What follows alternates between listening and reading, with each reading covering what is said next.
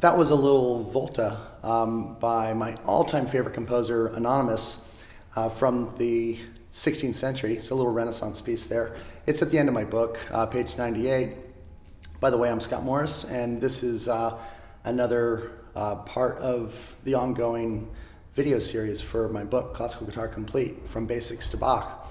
Well, I wanted to play that little Renaissance piece to introduce the topic of string crossing. So we're going to be focusing on the right hand today. And let me first define what string crossing is. In my book, on page 80, I actually have a whole thing on string crossings, but just in case you don't have that in front of you, I will talk you through it here in detail. So first, let me just define what a string crossing is. Well, it's kind of self-explanatory. As you cross from one string to the next, we call that a string crossing. Well, there are good string crossings and there are bad string crossings. And we kind of have to be able to do both, but we want to try to have as many good ones as possible and try to avoid as many bad ones as possible. So let me just explain the difference between a good string crossing and a bad string crossing. So a good one would be if you take your index finger for your right hand, your I finger, and put it, say, on the second string. And then you take your M finger and you put it on the first string. And you can see that the hand is sort of laid out that way. And it's very easy to pluck I and then M.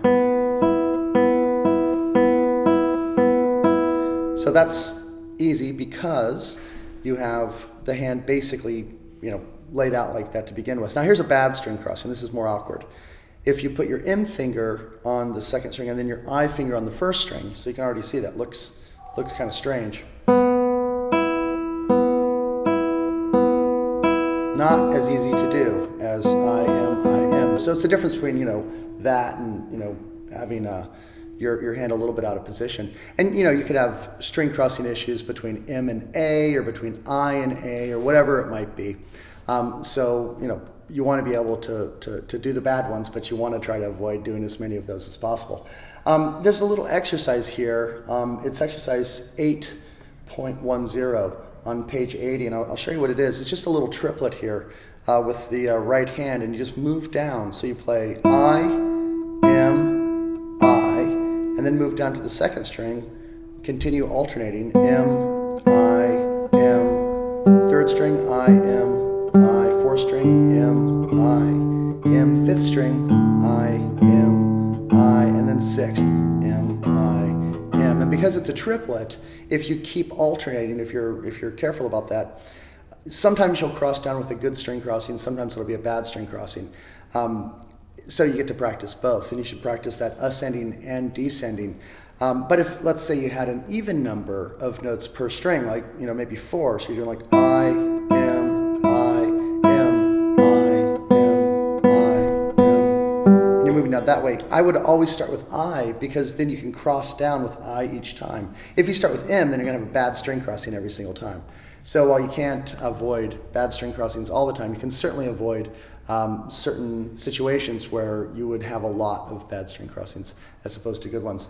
When you practice your scales, you should be aware of string crossings as well. One of the things I see guitar players do quite a bit when they're playing a scale, like maybe they start with I and then M, and then they're a little bit out of position here. They'll slide down and use M again. Do one of those rather than alternating straight down. Usually the issue there is one of string crossings. So to avoid those bad string crossings, you might not repeat a finger and drag it, which is a bad thing to do because you can kind of hear that. You always want to alternate. The more good string crossings you have, the easier that will be. Well, let's look at some specifics in this little piece here and kind of take you through the right hand and talk about good string crossings as much as possible. I think I've got it worked out, so they're mostly good string crossings. And you can see just kind of the thought process behind coming up with good right hand fingerings. I think too many guitar players don't think at all about the right hand because spend all their time staring at their left hand like all of the answers are there when it's actually this hand over here that's actually making the sound, actually plucking the strings. So if anything, I'd say they're equal, and I guess if I had to choose which one to put more thought into, it would probably be the right hand. Well, let's just start with measure 1 here. So we've got this little chord, and then this little scale, we're going to walk up. Well, what I do here is I start that little scale, which is an E. I start with my A finger, and then I move to M, and then I, and then I end at the top. So it's almost like a tremolo pattern, but it's more like a scale type line. So that keeps me from having to maybe do something like this, pluck and then reach up with my I finger, which is completely out of position there. So that's why I use A, because that's actually in position. But I don't want to repeat fingers, so you need to come up with good ones. Use A, M, I, A, and then you've got 3 notes on the first string for the melody, so it doesn't really matter, as long as you don't repeat fingers. So there are no string crossings there. But here's one. Okay, so you've got at the end of that little phrase, you definitely want to play that first note with M and then cross down with I, rather than I down with M. You're bound to blow that with the right hand, or that's why a lot of people, I see students all the time when I'm teaching, repeating fingers with the right hand, and the reason they're often repeating those fingers is because they're trying to avoid, whether they know it or not, because these things aren't really thought out, bad string crossings. So I'll give you an example here. Sometimes people just go like M, M, or I, because they're not really thinking I, M, or M, I.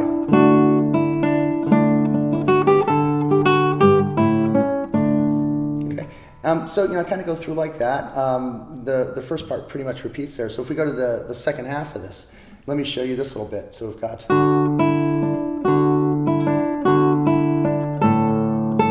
that little line.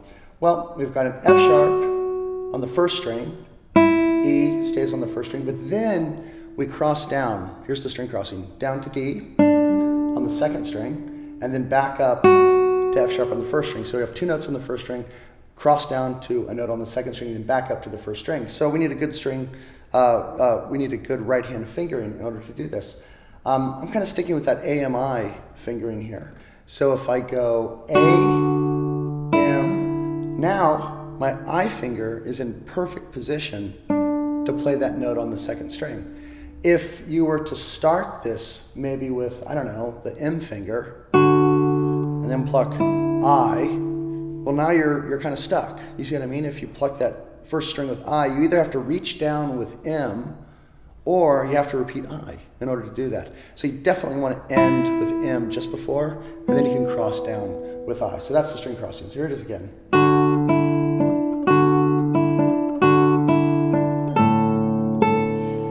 Okay, so hopefully that makes sense. So I've just thought about it, choreographed my right hand so that I've got more good string crossings than bad. And then the end of it, it goes.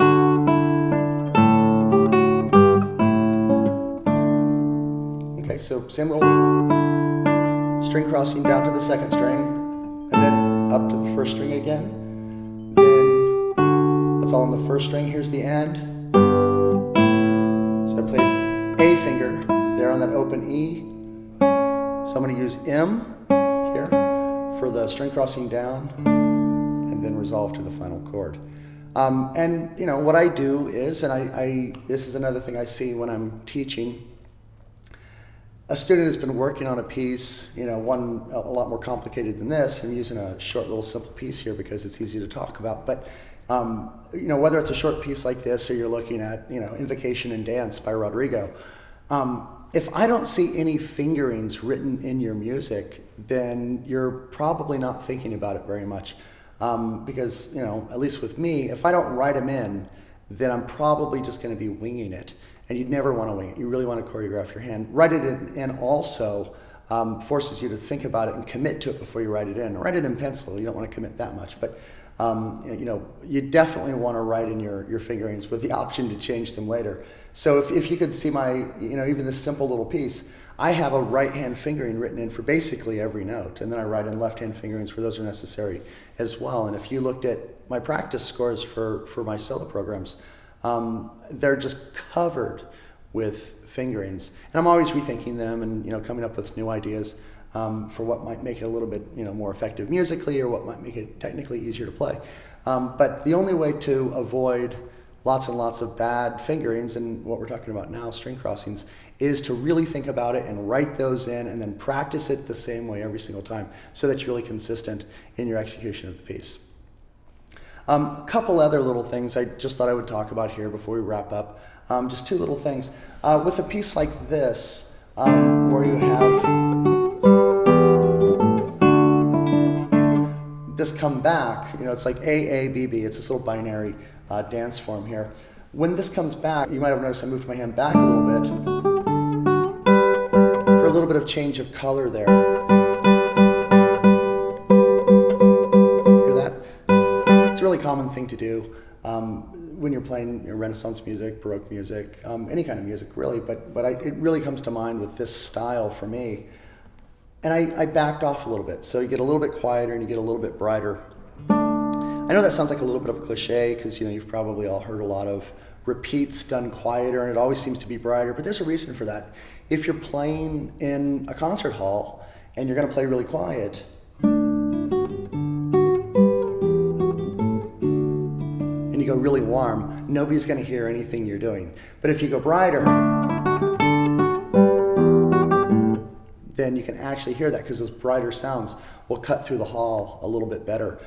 So I wanted to just point that out. So by moving your hand a little bit closer to the bridge, get that brighter sound, what guitar players call sul ponticello, which translates literally as playing on the bridge. It's kind of the opposite of sul tasto, which translates as playing on the fretboard. And then the normal hand position here. So all these different colors you can play with, and you should. So just always keeping your hand in the same place the whole time. It can be a little bit dry, a little bit boring, especially when you can actually change the color of the instrument. It's something you should do. Also, and this is something I've talked about in other videos, so I won't spend too much time on it. But dampening bass strings, just being aware of bass strings. So if I just look at the beginning here again. So here I've got that low E. When I move to the A in the bass, the E, I need to cut it off. I just stick my thumb in between the two strings, and then I play the A. So you can watch my right hand here. Right. If I don't cut off the E, you'll hear this. And now you've got that in the bass, which is not that clean of a bass line. I want. Right, and then when you go to that D major chord, you don't want that A ringing in the bass there. You want just that, or you're changing the inversion of the chord. So if you watch my thumb here mostly, this is a thumb dampening technique. So you see what I did? Plucked E. When I go to the A, I stick my thumb in between. I stop the E string. And then when I go to the D major chord, I stick my thumb in between the 5th string and the 4th string. I stop the A, and then I'm left with just the D. So you end up with this really clean bass line. And it's not going to be choppy like that if you do this quickly.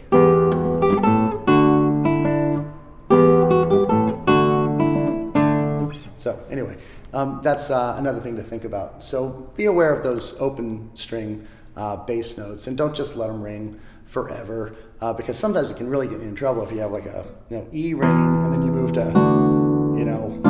like a D chord or something like that. You get some really bad dissonances in that bass that aren't necessarily supposed to be there. Anyway, I hope you've got something out of this, and I will see you in future videos. Bye.